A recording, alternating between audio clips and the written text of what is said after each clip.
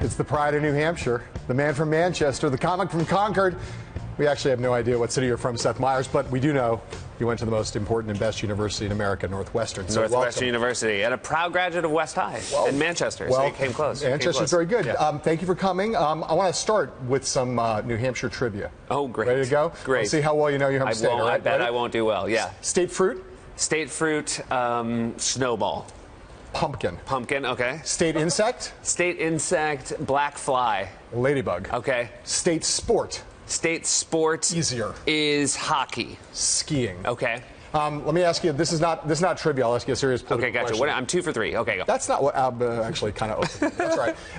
Do you think it's like New Hampshire's got an outsized importance in presidential politics? Yeah. Do you think that's right, fair, and proper? I don't. I think it's pretty foolish that it's the same two states, Iowa and New Hampshire, every election that sort of set the tone. I would be a lot happier if they sort of rotated it around. Yeah. With that said, I do think people from New Hampshire take it very seriously, and one of the benefits of a small state, obviously, is I do think most of the voters get a chance to meet the candidates in a way you can't on a larger state. But I certainly, I would not be upset, even though obviously a lot of people in my home state would be. I would not be upset if they switched it up. I want to be clear, just after offering that answer, you're not going to be welcome back in the state after that. That's fine.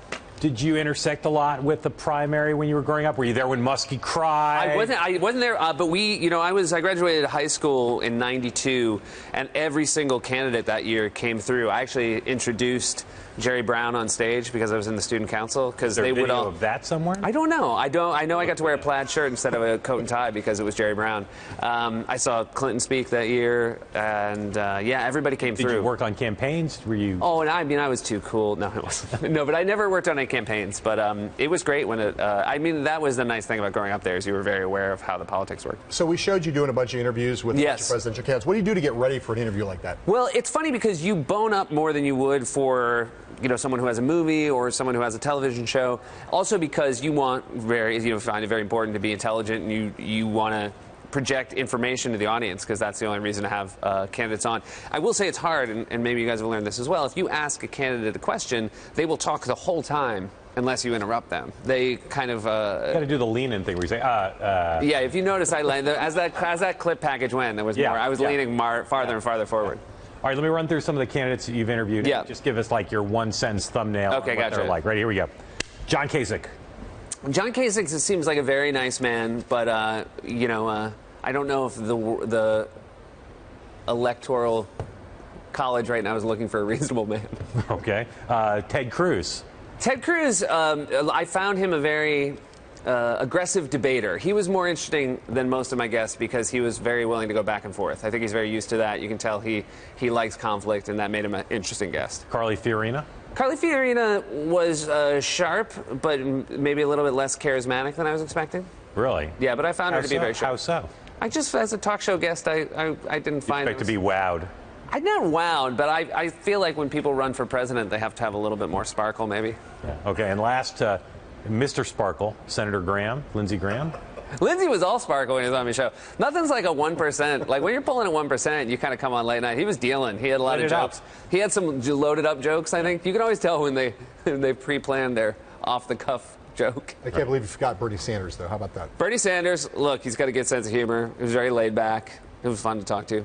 Okay. So we've done some reporting, as we are wont to do, and we're told by sources familiar with your thinking that your dream interview is with Vladimir Putin. Would love to get him on the show. Okay. Great impressionist. So here's we're going to do a little practice right now. Okay. I'm going to be Vladimir Putin. Okay. Ready? Yeah.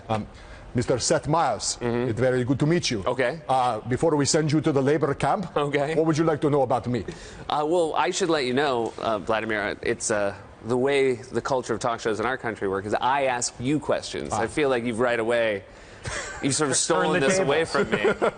I'm not a guest on your show. This isn't Crimea. This is Late Night with Seth Meyers. You can't just take this. Okay. That's like, if you took off your shirt, at this point, if I were Vladimir Putin, I'd take my shirt off, and then you'd be done. Yeah. All right. Being funny is important to get elected, right? Like Clinton, Obama, and Bush all had moments of late night triumph. Yes. Right? All of them did. Yes. So Jeb Bush, what's the funniest thing about him? Well, I will say it is different now than I feel like it's ever been before as far as how important it is to be funny because there's so many talk shows. We all enjoy having these people on as guests.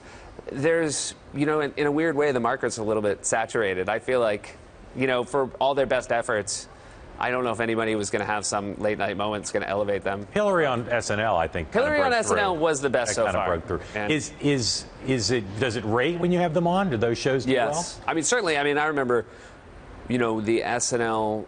One of my biggest SNL memories was when Sarah Palin came on in 2008, and that was the highest rated show in decades. And we'll see if that'll be the case when Donald's Your Pataki episode, I think.